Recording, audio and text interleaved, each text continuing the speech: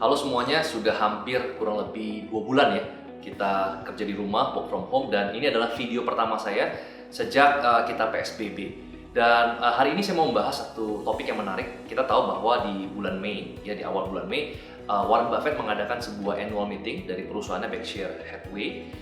RUPS ini di sana dia bicara selama kurang lebih 4 jam. Ya bayangkan umur yang sudah mungkin hampir 90 tahun dia bicara 4 jam. Nah, tapi yang menarik adalah Warren Buffett dia bicara pertama kali, ya, dia buka dengan sebuah peristiwa yaitu The Great Depression yang terjadi pada tahun 1929. Nah, pada saat itu Amerika Serikat dan juga dunia mengalami yang namanya resesi terbesar dalam sepanjang sejarah mereka. Ya, kita tahu bahwa pada saat itu bursa saham semuanya kolaps dan rontok luar biasa. Sempat recovery, tapi ternyata false recovery dan akhirnya rontok lebih dalam lagi. Sempat recovery lagi dan akhirnya rontok lebih dalam lagi. Nah, pertanyaan adalah kenapa Warren Buffett perlu capek-capek cerita mengenai The Great Depression? Ya, pasti ada tujuannya, pasti ada maksudnya. Nah, salah satunya adalah mungkin karena situasinya agak mirip dengan situasi sekarang. Ya, karena kalau enggak ngapain repot-repot dia cerita itu di awal sharing dia selama 4 jam. Nah, kenapa saya katakan, kenapa Warren Buffett mengatakan bahwa kondisi The Great Depression dengan sekarang ini sangat mirip? Karena kita lihat biasanya ada yang namanya small cycle dan ada namanya big cycle. Ya, namanya cycle itu adalah siklus di mana akan ada ups and down. Jadi bisa naik ekonomi juga pasti bisa turun. Nah, kalau di small cycle biasanya itu terjadi, let's say misalkan setiap 5 tahun sekali, setiap 10 tahun sekali. Nah, tapi ada big cycle yang terjadi setiap 70 sampai 75 tahun sekali. Nah, kalau kita perhatikan 1929 sampai 1930, sekarang tahun 2020 kurang lebih 70 tahun. Berarti kita sebenarnya sedang masuk di big cycle. Jadi setiap 70 tahun sekali, mungkin kita akan mengalami peristiwa yang mirip dengan The Great Depression. Tapi nggak perlu khawatir ya, karena Warren Buffett mengatakan pasti tidak akan separah waktu itu. Kenapa? Karena setiap hari ya kita sebagai manusia kita akan memperbaiki sistem sehingga ketika kita nanti mengalami kejatuhan pasti tidak akan separah di masa lalu ya. Tapi kita perlu berhati-hati. Nah, jadi di sini saya ingin sharing mengenai the past, present, dan the future. Ya, pertama adalah masa lalu dulu. Tadi dihubungkan depression dengan saat ini. Nah, bedanya sebenarnya apa sih Pak Bong? Depression dengan recession. Nah, biasanya kalau misalnya recession itu kita hanya butuh waktu 6 bulan sampai 1 tahun untuk kita recover. Itu namanya recession. Nah, tapi kalau misalkan lebih dari setahun belum recover itu namanya depression. Jadi lebih parah daripada recession.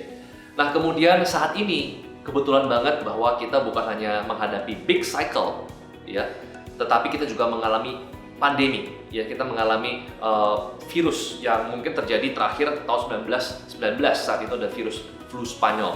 Jadi ini bayangkan sebuah sistem yang sudah memasuki big cycle ditambah dengan virus. Ya, nah keadaan seperti ini kadang-kadang membuat kita apa? Paralyzed. Kita lumpuh. Nah, lumpuh ini bisa dua ya. Pertama karena keadaan, ya karena PSBB, karena lockdown, akhirnya usaha kita harus tutup, kita lumpuh. Tapi paralysis yang kedua adalah paralysis yang di mindset kita.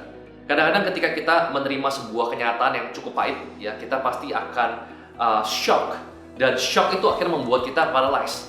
Orang-orang sudah pivot, kita belum melakukan apapun. Orang-orang sudah mencoba untuk melakukan campaign marketing yang baru, kita masih belum ngapa-ngapain. Kenapa? Karena kita masih shock, kita masih paralyzed. Nah, jadi saat ini ya saya ingin sharing sedikit tentang bagaimana saya memulai karir saya, baik itu sebagai pengusaha properti, sebagai investor. Saya adalah produk dari krisis. Ya, saya boleh katakan tahun 2008, tahun 2009 pada saat itu Amerika Serikat dan global mengalami yang namanya resesi. Disitulah saya baru mulai. Ya, jadi saya percaya bahwa di setiap krisis itu kita akan masuk dalam sebuah musim yang namanya musim transisi, di mana orang yang ada di atas mungkin dalam waktu singkat bisa ke bawah.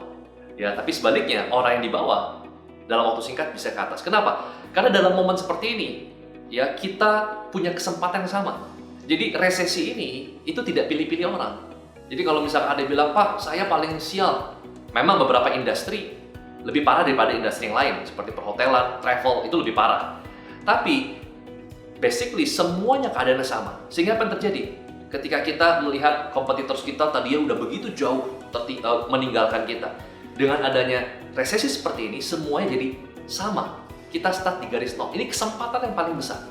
Ya, jadi kalau misalkan kita ingin naik level, ya tidak ada kesempatan yang lebih baik daripada pada saat krisis. Karena saya pun pribadi adalah produk krisis. Jadi kalau misalnya ada tanya, Pak, kenapa Pak Bom bisa bangun properti dan sukses? Jujur, salah satunya adalah keberuntungan, luck. Kenapa saya beruntung? Karena saya mulai di saat properti itu lagi siklusnya after crisis. 2008 krisis, 2009 saya masuk. Kalau saya mulainya itu mungkin 2007 lebih awal, atau saya mulainya 2014, terlambat. Jadi sekali lagi, saya adalah produk krisis. Dan saya percaya, kalau teman-teman hari ini sudah bangun bisnis, tiba-tiba bangun bisnis selama 3 tahun, 5 tahun, sudah bangun aset, sudah bangun tim, tiba-tiba kena crash, kita merasa bahwa semuanya hilang, semuanya habis. Nah, jangan berkecil hati. Kenapa?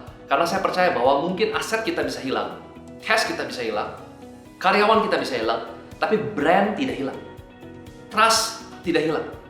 Jadi bukan hanya interest yang compounding, ya bukan hanya bunga berbunga yang bisa eksponensial selalu naik, tapi trust dan brand itu juga compounding. Jadi kalau misalkan kita merasa kita di reset dari nol, enggak, kita cuma pause, bukan di reset ke nol, tapi kita cuma pause.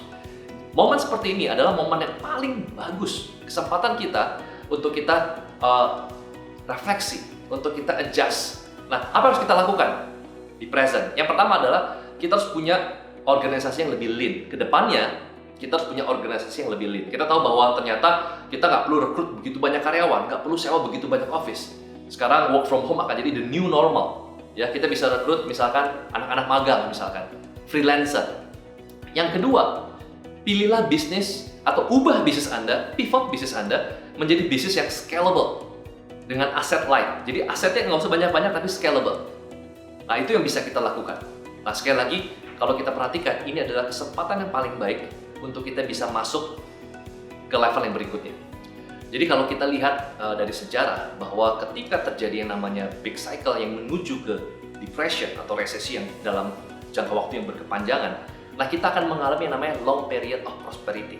Nah, Amerika Serikat dan dunia sudah pernah merasakannya, di mana ketika terjadi the Great Depression dan ketika sudah pulih, kita akan memasuki periode panjang di mana kita akan prosper. Dan di Amerika Serikat sendiri pernah terjadi selama 120 bulan berturut-turut ekonominya, GDP-nya bertumbuh dengan sangat signifikan.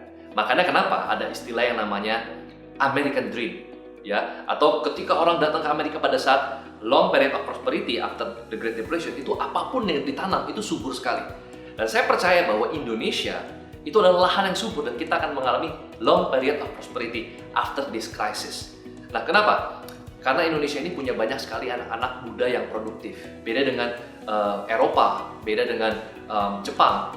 Saya bisa bayangkan kalau saya jadi warga negara Jepang saat ini, ya, kemudian saya coba tutup mata saya dan membayangkan masa depannya 10 tahun lagi. Saya nggak bisa membayangkan masa depan yang cerah. Kenapa? Karena apapun yang saya mau buat, sudah dibuat. Apapun yang saya anggap itu brilian, orang lain sudah mulai lebih dulu.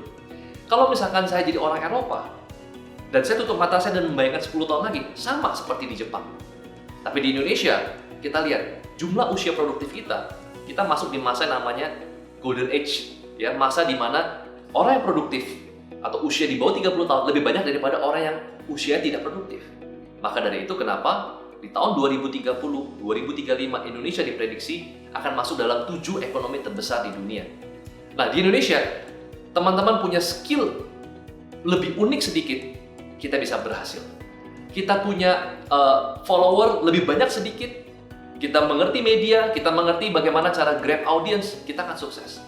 Ya, hari ini kita lihat di Indonesia peluangnya sangat-sangat besar. Indonesia seperti lahan yang sangat subur. Nah, kalau kita perhatikan, banyak orang yang menganggap bahwa the Great Depression ini, atau peristiwa yang saya sebut ini sekarang mungkin bukan the Great Depression. Nanti anak cucu saya akan mengingat peristiwa ini sebagai the Great Lockdown. Ya, mirip, cuma beda namanya aja. Kenapa? Karena banyak negara itu akhirnya melockdown ekonominya. Nah, peristiwa the Great Lockdown, kita lihat ada orang yang paralyzed, ada orang yang akhirnya terpaku dan nggak ngapa-ngapain. Tapi di Amerika Serikat, di Hong Kong, banyak PE, banyak venture capital, banyak investment company yang melihat ini sebagai peluang. Mereka membentuk yang namanya Distressed Asset Fund. Nah, apa itu Pak Bob, Distressed Asset Fund? Mereka mengelola sebuah fund yang goalnya, targetnya adalah perusahaan-perusahaan yang mengalami turbulence, perusahaan-perusahaan terdampak COVID-19. Ya, dan biasanya kalau terdampak pasti kan sales menurun, omset menurun, asetnya hilang. Ya, otomatis valuasinya ketika kita invest pasti dalam posisi terdiskount. Bayangkan kalau kita invest perusahaan yang lagi naik daun pasti mahal, tapi kalau kita invest perusahaan yang lagi suffer akibat COVID-19 pasti harganya sangat murah. Lalu tujuannya apa? Ngapain kita beli trash company, ya company yang mungkin kesannya seperti rugi. Nah, kita tahu bahwa ternyata ketika sebuah perusahaan itu kena impact dari sebuah kondisi yang force major, bukan karena kesalahan internal, force major, saya percaya perusahaannya turun, valuasinya turun, tapi foundernya tetap sama. Ya, jadi omsetnya turun, tapi foundernya sama. Artinya apa? Ketika kita danai perusahaan tersebut, para PI besar di Amerika Serikat dan di Hong Kong mendanai perusahaan tersebut, lalu kemudian diperbaiki manajemennya, dan ketika bangkit setelah COVID, setelah krisis berakhir, mereka pasti jadi market leader. Kenapa? Karena kompetitor yang lain mati kan pada saat COVID. Otomatis kue atau market share yang tadinya dibagi ber-10, sekarang dibagi hanya ber-3, dibagi hanya ber-2. Nah, ini adalah opportunity yang mungkin banyak orang tidak lihat. Nah, saya di tahun 2018 akhir atau di awal 2019, saya dengan Bro Andika Sutoro Putra, dengan Bro Dani Sutradewa, dengan Bro Vincent, ya kita membuat sebuah venture capital. Ya, kita membangun sebuah venture capital namanya Solve Ventures. Kita sudah invest di 8 company saat ini, ya, dan company-company startup yang lagi bertumbuh, ya, lagi growth luar biasa. Nah, kita juga melihat ini sebagai peluang di mana kita akan menargetkan di tahun 2021 kita akan menargetkan untuk invest di company-company yang terdampak COVID-19. Tetapi kita juga melihat foundersnya seperti apa. Saya percaya bahwa nilai dari founders itu tidak berkurang.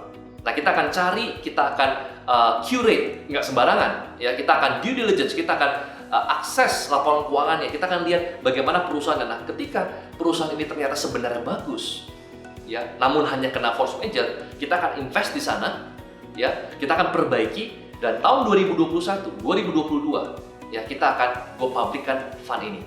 Nah, teman-teman, menariknya adalah buat kita yang mungkin nggak punya akses untuk itu, teman-teman bisa terlibat, ya, untuk bisa mengelola, mendanai perusahaan-perusahaan yang terdampak COVID ini. Teman-teman bisa ikut dengan Solve Ventures. Bagaimana caranya? Anda bisa bergabung di komunitas atau member yang namanya Circle X. Kita sudah memasuki batch yang keempat. Nah, dalam posisi yang work from home seperti ini, kita akan buat hanya jadi 6 pertemuan. Sebelumnya 8 pertemuan, kita hanya buat 6 pertemuan. Start pertemuan pertama, batch yang keempat, itu di tanggal 27 Juni tahun 2020. Jamnya jam berapa? Jam 1 siang. Ya, sampai kurang lebih jam setengah 3. Jadi 1,5 jam. Pertemuannya via Zoom. Jadi ada 6 pertemuan setiap 2 minggu sekali. Nah, teman-teman bisa nanti daftar di Instagram yang ada di bawah saya. Cari informasinya. Kenapa? Karena begitu sudah 50 seat, itu kita akan close. Dan ini programnya free atau gratis. Teman-teman hanya perlu deposit saja. Supaya apa? Supaya teman-teman komitmen. Karena kalau misalkan free, nggak deposit, ya 1000 orang juga bisa daftar.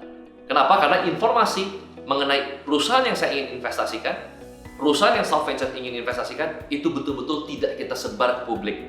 Hanya 50 orang yang akan tahu, dan 50 orang yang punya kesempatan untuk bisa invest bersama dengan Solve Ventures. Sekali lagi, lihat Instagram di bawah layar kaca Anda. Saya Bang Chandra, sukses untuk kita semua.